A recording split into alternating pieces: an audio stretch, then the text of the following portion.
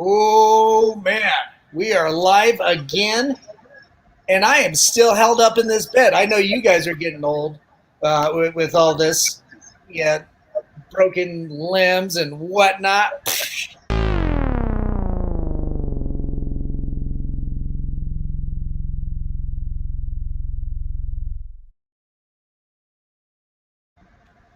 This is COFOH Live and Undead. I am your host, Daniel Crosier, and I am joined by the amazing Xing Xin. But first,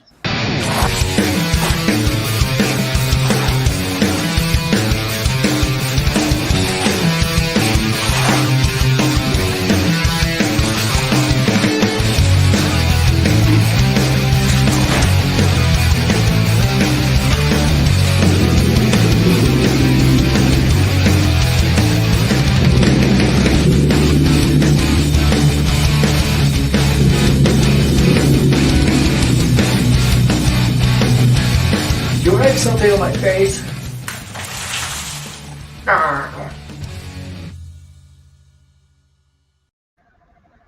Xing, how are you? Oh, good. How are you? I'm doing better. I'm Good. starting to walk a little bit, just a little bit. That's, a little. Every little start is a good way. So that's good. Very Yeah, positive. yeah, yeah. Thanks for coming on the show. I'm anxious to hear more about your work. You've created this fantastic universe, Ximphonic Versus, Mhm. and it's I met you I think in 2012 Yep. during the when Denver Comic Con was starting out here in Denver, and Yeah. now you've moved on to bigger and better things, and still still producing Symphonic Verses. Tell us, first off, for everybody at home, tell us a little bit about yourself, where you come from, and how you got into comic books.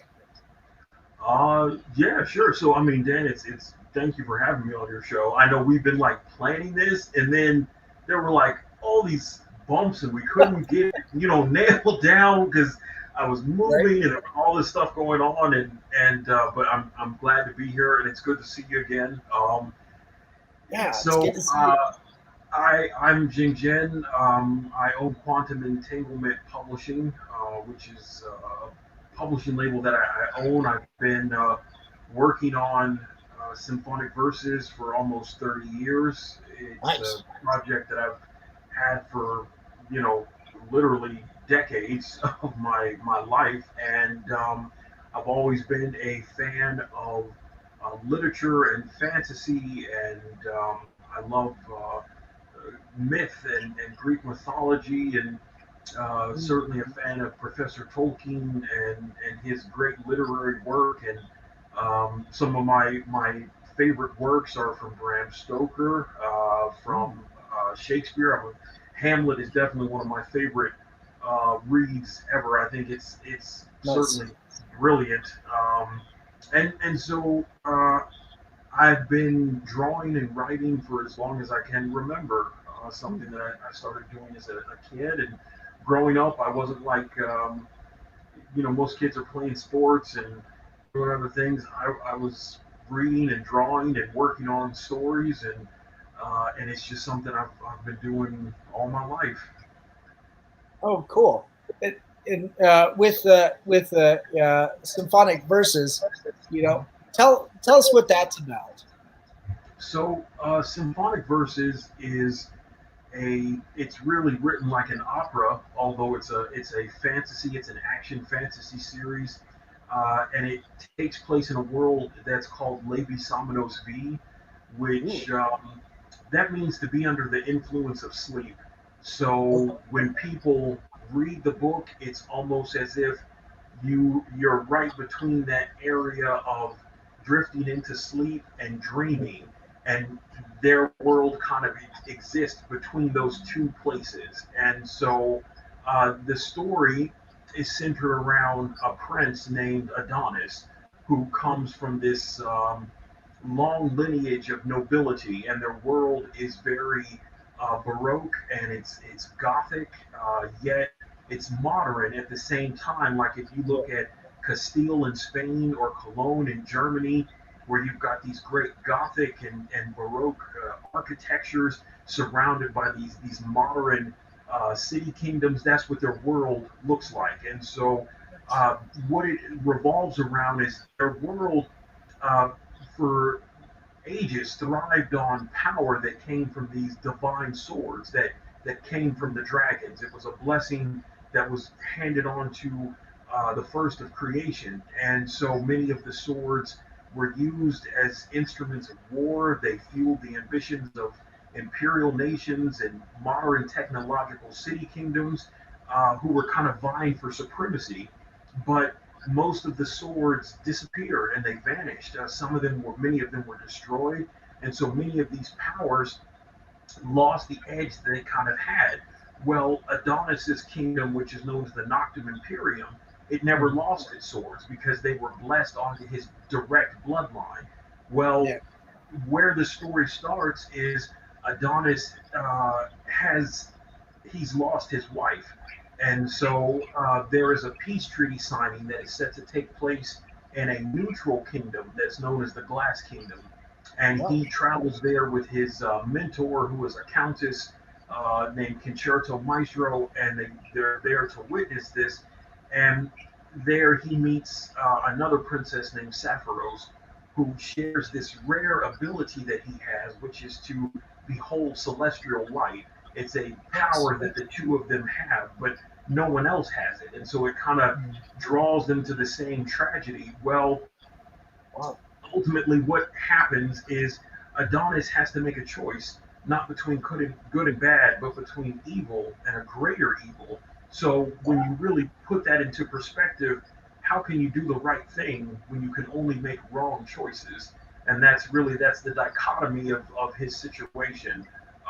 And so there are these endless enemies and challenges that he has to overcome. And so everything is very layered in itself, but it really is about him having to make these choices, and where that leads, and what are the cataclysmic results that come from that. Because and it really deals with themes that we can understand. Love and darkness and hope and redemption and all of these things as humans that we deal with, but it's set in this very stunning fantasy world, with these characters who have powers and abilities we could never possess. But that's in a nutshell. That's what it's about. Is those kinds of things, and um, everything is also based around music. So the titles of all the volumes, the titles of all the art make reference to opera, to classical pieces, to literal orchestral, compositions, and the way that they're written and their meaning. So everything is a symbolism for what's happening in the story with these characters. Okay. Wow. It sounds like a pretty big fantasy epic. Am I right? It is, yeah.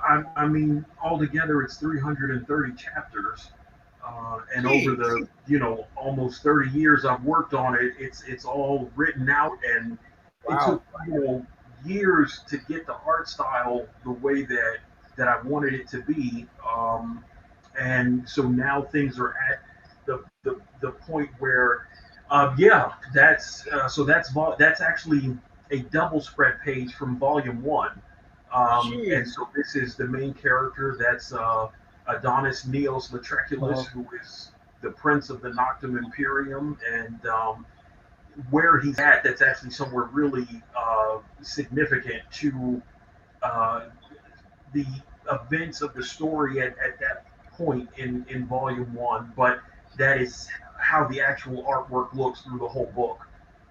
Oh my gosh, it's absolutely breathtaking. It has that anime manga type feel to it, but it's also just so many textures and layers.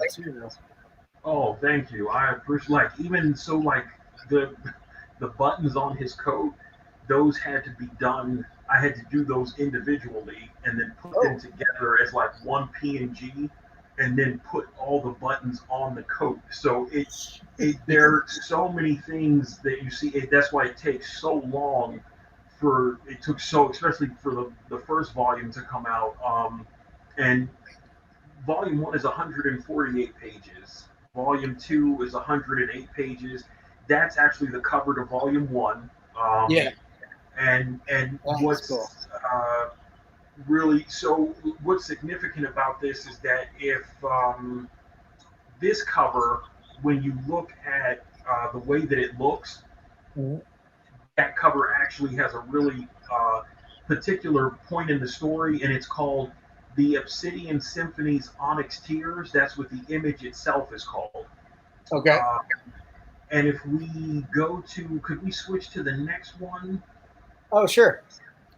Let's see here. I think it's this one. Yeah. So as you notice in the first one, it was much darker. Yeah. The X and the V were a little closer together, and the skull was smaller. The roses were the only contrasting, really bold color. Now we see more red has emerged. The skull has gotten larger.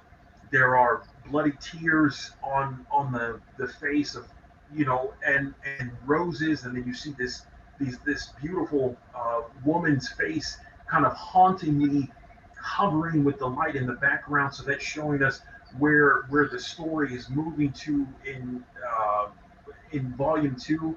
And this cover is called Masquerade, Phantom Knox Violinist. And so that's the title of that cover. If we switch to, could we flip to the next one? Volume 3, which I'm working on right now, is the one I'm currently doing with this one. So this one, it is Nocturnal Obligato, Echoes of an Operatic Soliloquy. And so that is literally what's going on in this particular part, where when you think about a soliloquy and you think about how in an opera it would be this one character with their lines, they're by themselves. So at this point, it's showing where things are fractured even more in the storyline. And this one, the colors have now shifted to this black and gold kind of color, and that's because it has a lot to do with pertaining to Lady Sapphirose, who is the main female lead in the series, who Adonis meets in the Glass Kingdom. And so her family line, which is Florentissima, their colors are gold. And so the fact that there is this gold mixed with this black, it's showing the union that is happening, this connecting of tragedies between Adonis and Sapphirose. So it is symbolically showing you what is literally taking place in the story.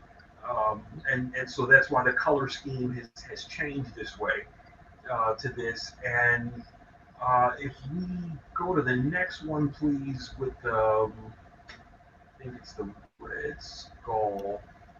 I've got Skull's Onyx edition or new cover. It should be. It's the one where it looks like the skull it looks like it's bleeding. Might be this one. This one? No, it's the other one. It's the other one. Okay. I'm sorry. That one. This one. Okay. Cool. So now that's volume 4, and so now we're seeing this red, very vibrant. It's gone back to these much darker colors. Now at the top, now there are these 3 skulls, 2 that have fangs like a wolf, like an animal, and then we have the one in the center. Now that's actually not blood on its face. It's really like an ornate pattern, but unless you zoom up on it, you can't see it on the skull. But from a distance, it looks like it's been splashed with blood. It's just kind of like a illusionary trick. But so now we see the story clearly is going in a direction where things are getting worse and it's getting darker. Yeah. And I make all the covers this way so that it doesn't give away certain things.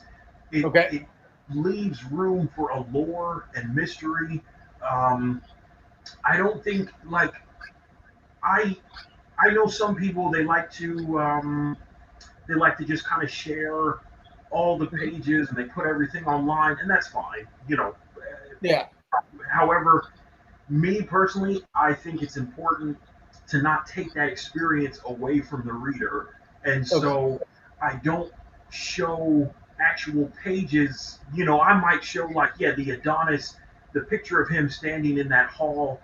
That's the double spread page. You know, I've shown some panels, individual panels, but aside from that, you really don't see page after page after page, and that's because I like readers to be able to open the book and experience all of this for the first time on their own, without losing anything or something being taken away from it. Um, and I think that's important, especially to the story, because there are so many facets of what's happening. There's so many layers between these characters, and you have to really delve into it, and then you have to read it, and there's like all these kind of meticulous things that are put in there that are kind of meant to make you go, okay, but if this is that, then what does this really mean? And then it leads you further down the rabbit hole, with the story in an intentional way. Yeah.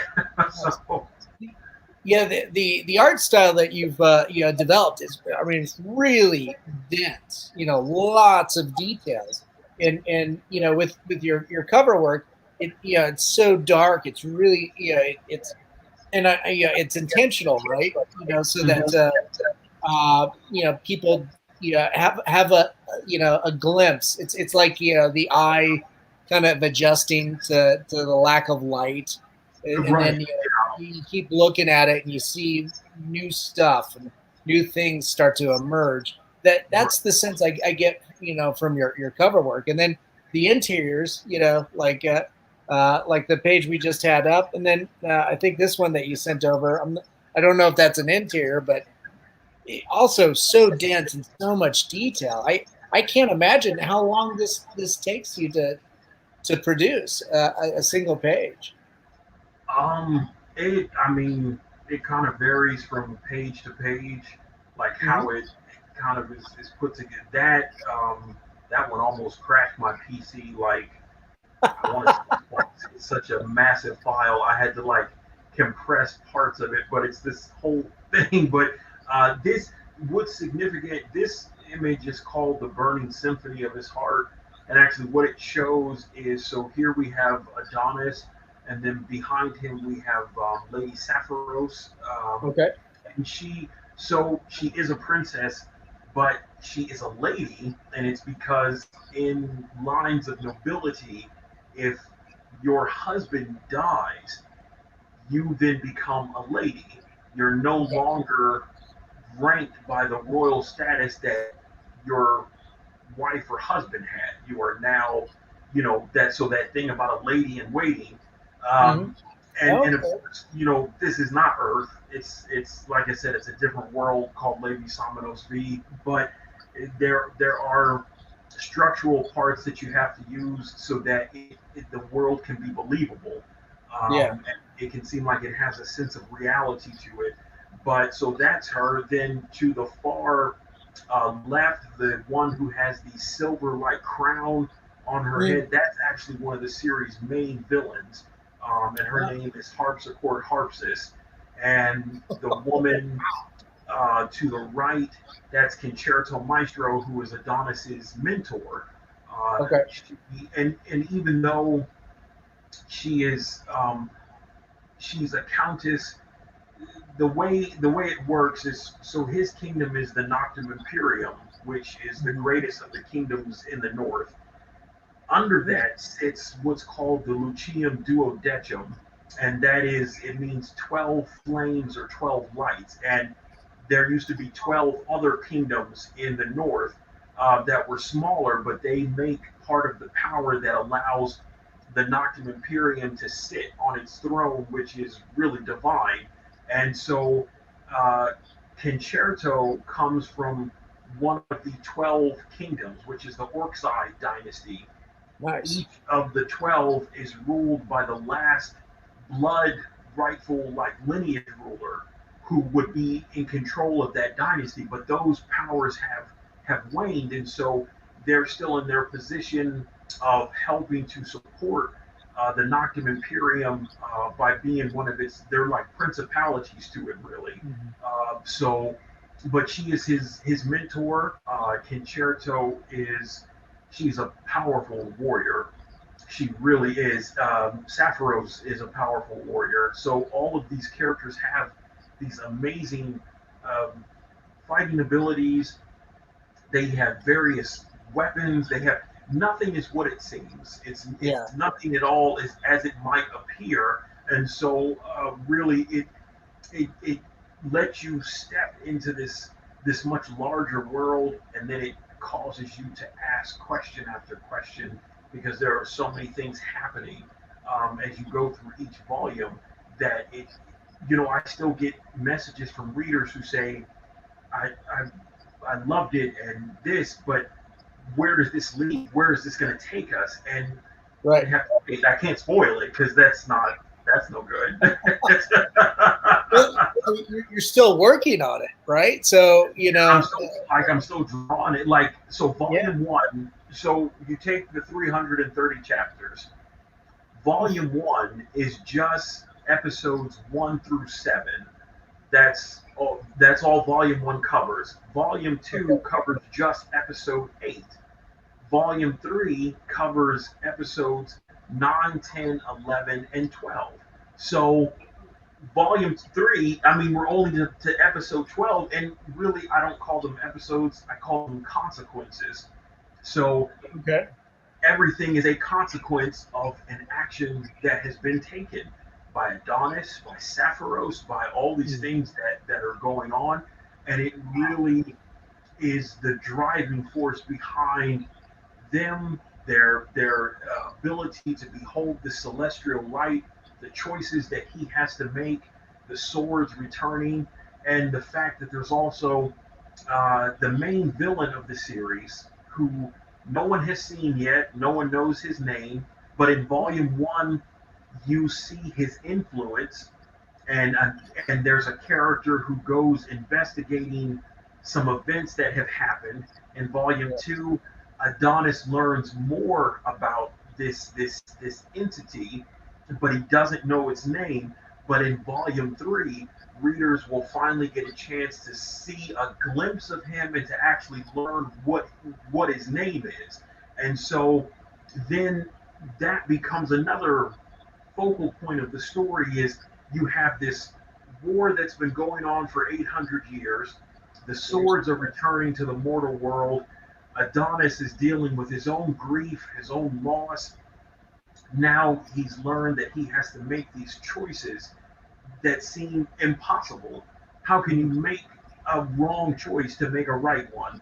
And not in this kind of like predictable way, but in this way that really, what are the consequences that will come from this? How far does this go before it really becomes this the tragedy of it gets even worse?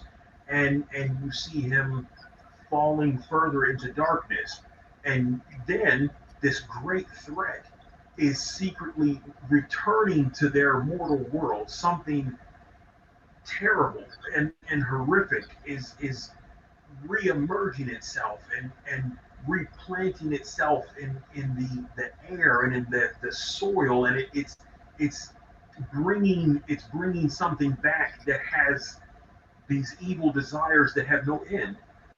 So it's a lot on his plate, and it's not necessarily good to be him in some ways. It doesn't seem like it. You No. know, yeah. If you have to choose the path of the lesser evil, and constantly having to do that too, I mean, it seems very daunting and Yeah. unrelenting. You know, for that that character to participate in this.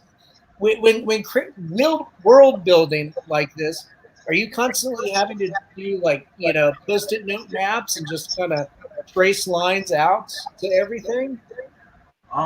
So everything is written out, but I also have it up here. Okay. So, like, I can just like move through like the lineage and the genealogy of people and the houses, and it's like it's where I don't know, you do something for so long, it just becomes believable, as if I see it as if it's like tangible right here. And so there are notes that are written for everything. I make, written notes, audio notes, there are visual notes, but over the years, all these things have been compiled and they're put in order, and each volume tells a very small portion of their world's history. But the question is that the correct history of events, or is that a particular perspective? Is this someone's point of view who's saying, well, no, this is what happened, but Yeah. who's to say that that is accurate? Because perhaps that is only a small piece of what really happened, and that there's all these other parts that have to be filled in. And once more volumes come out and the TV show comes out, Mm. it's it's like looking at a huge mural in the Yeah. museum. Like, you go to the museum and you see these Right. massive paintings that hang on the wall.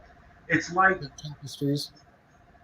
yeah, like a giant tapestry, and it's Right. really like you're looking at just one part of it, but as you step back, you Mm. see the whole thing, and then it Yeah. starts to make sense as to what this is. Oh, that is so. When we see certain things, this is where Yeah. it was leading us, and really, it's leading somewhere that it's an outcome that none of these characters would have imagined. Wow. That's That's really cool. where it's taking it. Man, that sounds like such a fantastic undertaking. We do have some comments coming in. Fran says, "Good evening, everyone." Oh, yeah, And that's right there. He actually is going to be working with me on the TV show. He's an excellent author. oh, So fantastic! very prolific in his own right, and so we will definitely be getting stuff done in that manner. So yeah, really great guy. That's cool. Tell us a little bit about what you can about the TV show. Is that a recent development? Is it going to be adapting what you do in the graphic novels, or is it going to be kind of continuing the story? So okay, so I kind of have to kind of go back a little bit to tell how that kind of happened. Basically, in a nutshell, when we met in 2012, Yeah, and I remember we met at that what was that place called? Because you were out was it back. a bar?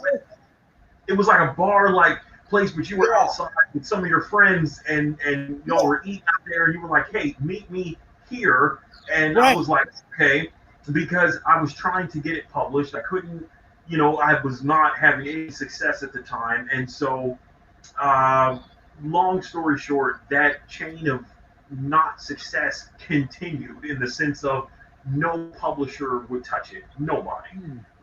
It got rejected 157 times. I mean, that is the Wow. actual number, and it was Yeah. just like I would submit and reject. I would submit, and I mean, I went everywhere except Marvel and DC because, of course, they don't do those types of things. Yeah. And so nothing was working, and it just seemed like why is it that I can't get anything to work? I can't get anything to kind of, and I was selling out show after show after show. I mean, every show I did, I was so fortunate to completely just sell, and I was selling posters, I was selling black and white sketchbooks, and then in 2012 was the first time I had actually unveiled 5 pages from the story, and that was at Denver Comic Con. In 2 days, completely sold out of all the collector boxes, and so then I kept submitting, kept having the same problem. Well, then we moved forward. It was 2016, and a gentleman who works in Hollywood saw what I was doing, and he said, "How about you give me a call Monday?" He said, "You give me a call Monday at this number, this exact number, at exactly 3 p.m." And I thought, okay, I was like, all right. Yeah. I didn't know what was really going on, but I'm like, sure. So that Monday, I called at exactly 3 p.m. And they put me on the phone, and he says, well, you're here. Whole, board is here, president of the company. You have 30 seconds to pitch us your show. And I was like, wait, what? And I remember putting you on the spot. Right on the spot. And I looked at my phone like, what? This can't be happening. So I just put right in, boom, gave my 30-second pitch. And they're talking, and then I hear the president of the film studio of this company, the Global Genesis Group. He gets on the phone, and he's like, oh, I like it. So we're going to give you a contract, turn it into a TV show. And at this point, I feel like I hear something crazy in my ear that doesn't, like, this can't be possible. This isn't possible. Right. But that's what they had said. And so they gave me the contract, and I get to be one of the executive producers on the show. I'm one of the lead writers. I do a lot of the art design. Of course, things change, and you have to kind of meet in the middle with certain things. So that's how that came about. So then, cool. Nothing in Hollywood happens overnight. Right. It just doesn't. There are people who will say, oh, well, it's been 2 years or 3 years. How come this and that? And it's like, you do realize, and this is just an example I share with people, like, I don't like any of the new Star Wars movies, but we're not getting into that specific. It's like Rian Johnson started working on the script for episode 8 close to like 2013. But the movie, look how long it took before it actually came out. And that's Disney. You're talking about a company with billions of dollars. So nothing is ever overnight. And so then we started production on the series. Oh, nice. And of course, COVID hit. Right. And that, that just, it broke the world. I mean, it literally shut the world down in its tracks. And so everything stopped. All the animation studios closed, so many things that,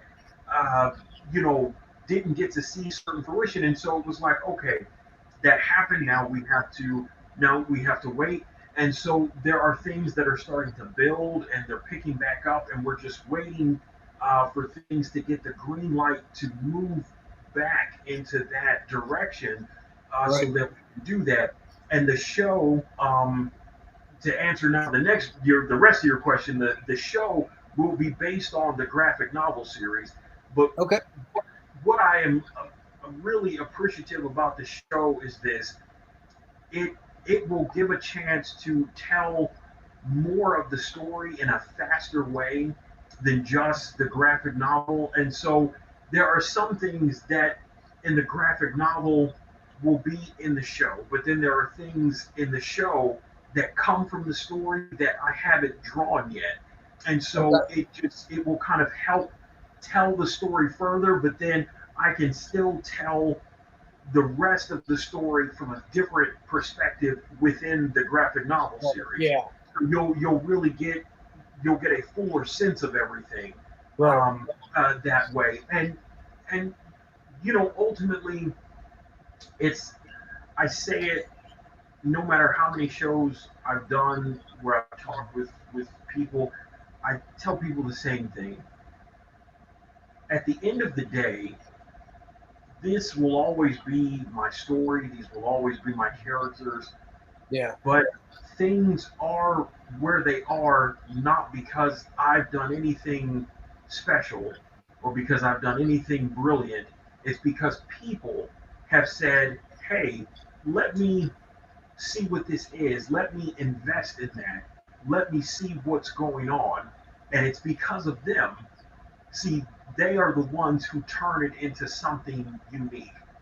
Yeah. So it's just this like experience that you get to share with the world, and you get to watch it develop into something far grander because now they are seeing it from a different light, and that's what makes things what they are.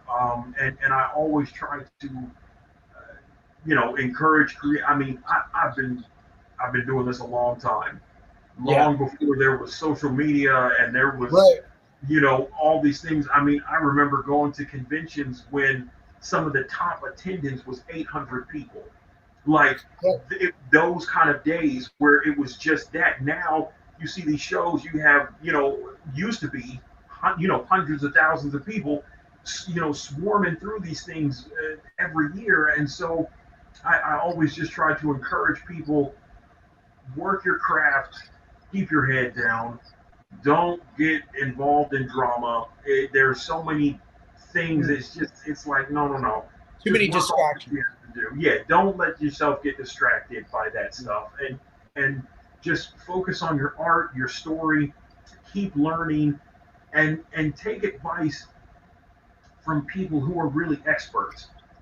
Yeah. Just because a thing I see a lot is Kickstarter and Indiegogo, and Dan, you and I are both old enough to appreciate there was a time Right. when independent comics, it was this very, very small, Very niche. narrow Yeah. window. It was Yeah. really this small niche where it was like, unless you knew someone who could have got you in at Extreme Studios or Image Right. Comics, or you had an in with an editor at one of the big two, Right. beyond that, most independent books wouldn't make it past issue 1 or 2. They maybe Right. get one, maybe two, but it wouldn't go beyond that. It normally tanked after that because they didn't have the story worked out. There wasn't enough support for it. Back then, there were no print on demand companies, so Right. printing was extremely expensive to be able to Very do. much so. But now we have all these social media platforms, and it has, it's revolutionized things in a lot of ways. Right. But I Streamline one of the things in some Right, it instances. has streamlined it. Right, where now so many people use that as their funding method to Right. get these things done. But what it has also created is it has created this air of, I don't know, like this weird bravado that people have because they're like, oh, my Kickstarter, my this, and that, it did all these numbers, it did blah blah blah, Right. and it's like, okay, but if you didn't have that, would you be where you're at right now? Without that And tool. Sure. without that tool, so then Right. again, it just goes back to, it harkens to that point of just work at what you want to do, Yeah. learn, but you have to be resilient. You have to be able to take the hits because they're going to come.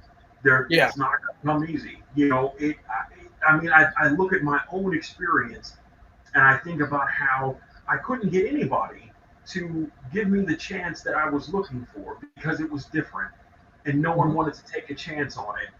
Yet Yeah. now, the very people who said no are some of the very people who have messaged me and had very, very kind things to say about the series. Well, Now good.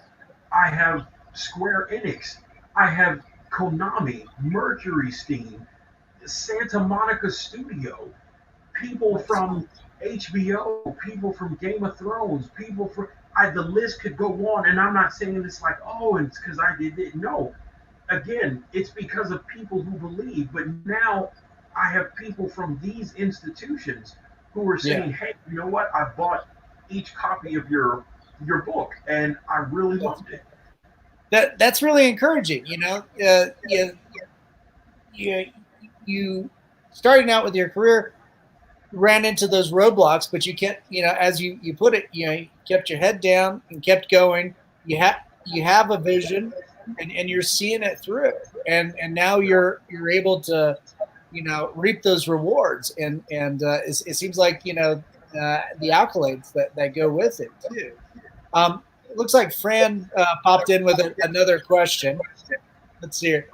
Could you ask to go into scale on the symphonic world? I think it's fascinating to consider when thinking about the scope of the universe. Sure. So the world Levi Samanos V. So let's put it this way: in our solar system, with the immediate planets we have, we know that Jupiter is the largest of them. Right. Levi Samanos V is roughly 300,000 times larger than Jupiter. So when you put that into perspective, you are talking about a dense area that is, we're taking up a lot of cosmic space here. Yeah. And so this world it's so vast.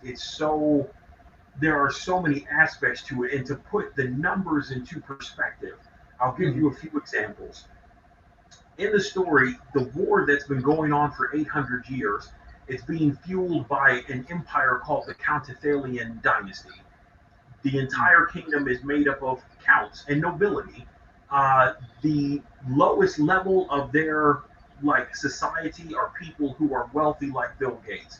That's considered the poor amongst their contemporaries. So when you have endless resources, you can fight forever because wars cost money, and if you can just have money to just do things, you can do it forever. So the counts have been trying to conquer most of the continents that they could. The war has lasted 800 years because it has taken that long for them to go from where they were in the west, making their way just east. We're not counting north, south, northeast, southeast, southwest. There's all these things that they haven't touched yet, but that's just one aspect of the story. Oh my! Another way to put it into perspective: Adonis's kingdom, the Noctum Imperium, sits in the north. When Adonis travels from there to go to this treaty signing in the Glass Kingdom, which sits in the east, the distance between the Noctum Imperium and the Glass Kingdom is the exact distance that it would take to go from the very southern tip of Texas all the way to Montreal, Canada. Oh. See, so you're looking at this distance that's more than 13,000 miles between them. That's the vastness of how this is. And so then when you think about it here, so we've got the Noctum Imperium, the Glass Kingdom, the Symphony Empire, the Crystallis Kingdom, the Kingdom of Despavari Nightingale, the Kingdom of San-Ul. You run into the Kingdom of Sunderbar. There's the Kingdom of Neblium, the House of the Black Serpent, the House of the Coiled, or the House of the Red Diamonds. Then you're looking at all of these places and these things. I'm trying not to give away certain things. Right. So I'm running names. Don't give anything away. Don't spoil it. But don't say that, and don't say. So there are all these other things that are there and that are happening, and there are so many characters in volume 1. We meet the Shadow Knights, and the Shadow Knights are a race. They are warriors by race. That is how their race is defined, is by being a warrior. But they all wear masks. all of them. The only one who you see their eyes is actually Gaius Ippitus, who he's the ruler of the Shadow Knights. They kind of exist in this phantom-like society, and so you have Gaius Malfecium Ippitus, who is the emperor. Now he has warlords that serve with him. The second in command is Gutenberg Flavius, and he really is what they call like the Viso Lemur Dolorum, which is a reference to his position in this like phantom structure in which they exist. Then you've got Commander Inferus. Commander Inferus, his name means to be without a face or faceless. And so his mask is literally faceless. It has no definition. It's almost like a mirror that has been like a glass mirror that has been refined and polished, and it has like this blue hue to it. So then you have that. Then you have Fluxus Vermiculus. You have Captain Nola Sempre. You have Lynceus Impedus. So there are all of these characters who are here, who play this really significant part in the part that they do have to play. One of the other ones you meet is Vesatio Viate. And so it just kind of, so as when we talk scale of the world, there's the agriculture, their economic system, their structures, their lineages, all of that stuff is there. The order of swords, it's a lot. It's just in a nutshell. That's yeah. Well, like you said, you've been working at this for 30 years. This is your life's work, creating this world. You mentioned like Tolkien and everything. I think of, when I listen to you, I'm thinking of like, the books of Dune, something with, such history and, spanning, over planets and stuff. I mean, it's so engrossing. I think that's what audiences do really, like today. I think they always have, but seems to be more evident, especially because of social media, because we can coalesce around, those cultures and pop cultures that we love, right? Yeah. And world building is one of those, whether it's Dungeons and Dragons, role playing, to Lord of the Rings fantasy, to something like Dune, superhero universes and stuff. It's fantastic. My hat's off to you for embarking on such a a huge undertaking. Just creating this type of world and the stories that surround it. No, I really appreciate it, Dan. I mean, I just I didn't set out to all these things that are going on. That wasn't what I set out to do. I just wanted to write a story and hope that maybe someone liked it and just share that with them. And that was really, and that's still just what I want to do, is give something to share with people. Life, as we all know, it can be complicated, and sometimes we need to escape. We need to be able to go somewhere else and view something else and something that can help us deal and cope. And another thing that I will just say real quick that I think it's important too, when we look at people like Professor Tolkien, when we look at Hubbard, when we look at all these people who have done these great literary works, Shakespeare, all these things, I try to encourage, people who are, and not, it's just when people will listen to, an old man who, most of these kids are like, it's whatever, but it's like, don't just try to copy what they've done. You have to, it's one thing to learn in the sense to say, okay, I get this, but what can I do to tell my story, but to tell it from the interpretations that I know? and that Right. the perspectives I have, and to share that, and not to just copy what, and sometimes people try to do that, and they'll have a first issue, and then nothing else happens, and it's because they spent too much time trying to mimic something instead of trying to say, okay, what can I take away from this, and then with my own perspective delve into these things a different way. And so that's really an important thing to do. And it's like right now the books are back in stock. um, Cool. I haven't used I haven't used Kickstarter or Indiegogo to fulfill the books to get it like funded. I've just been self-publishing this stuff. I'm Okay. almost at 5,000 physical copies because there are no digital versions of the book. None. It's all physical. The only thing that's digital is the Prelude, which is for free. You can download that right from the website store. But the books are in. I can just show you real quick. So Yeah. the volume one cover you showed is sold out. The first one, Nice. that one's all gone. So what I do have is I have this one, which is the Lady Sapphire. It's the it's the Celestial Sapphire Quartz cover. So this is a special edition cover. This is available. Then there is the Midnight Moonflower version of that same image. That's it. So these are both volume ones. These are available now. They can be ordered.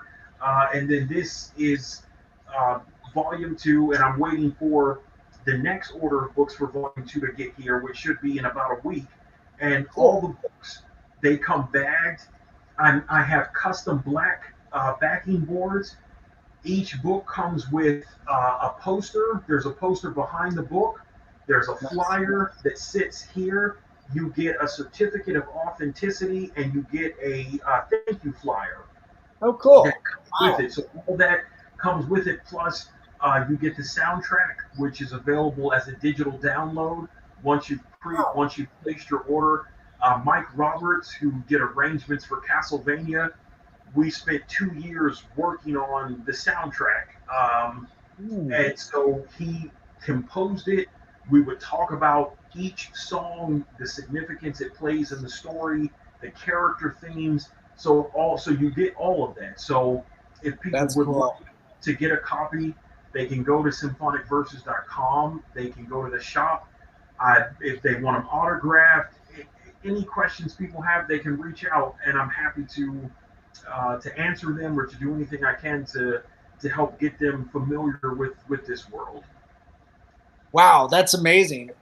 So everybody that's tuning in, make sure to go to Ximphonic after the broadcast and really, participate and, delve into this world. I mean, this is, such an amazing thing that Xing, that you've created.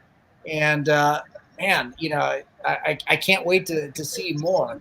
I'm curious, what is the work day working on something like this look like? It just depends. Sometimes it's like there are days where I'll just be like going through scripts. There are days where I just work on a cover. Days where, as the actual pages are getting done, getting them drawn, getting them lettered. And sometimes I'll scrap a page and just completely do it over. So, and so every day it's kind of a different thing, unless it's something really, really, prevalent that needs to be done first. And so, like right now, because I'm working on volume 3, that's what I'm doing. It's just working on scenes and panels and all that kind of stuff. Yeah. Nice. So, it's time consuming. Yeah, it's definitely time consuming. World building tends to be that, doesn't it? Yes, it does. It tends to make things complicated. Yeah. Yeah. Oh, Well, yeah, Xing, thank you so much for coming on and talking to me and sharing, so much about the world that you've created, with the Symphonic Versus. I think it's absolutely incredible. And for everybody out there, make sure you go to symphonicversus.com and and learn more. And then you've got all your social media handles as well on Twitter and Facebook and Instagram under Symphonic Versus of some capacity.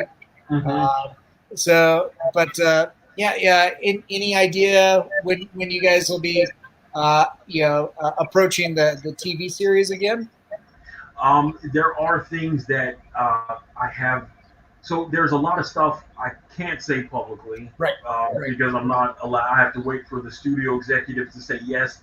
We can talk about this. Yes, we can show this.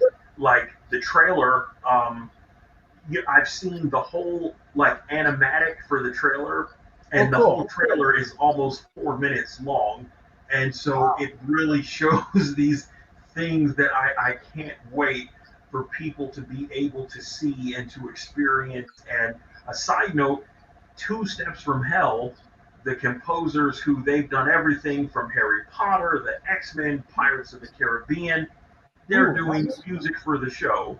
And so there are just all these things happening that I never thought would happen. And yet here we are where it is happening. And so definitely keep an eye out on all the social media. I try to post on there as often as I can throughout the day, weekly.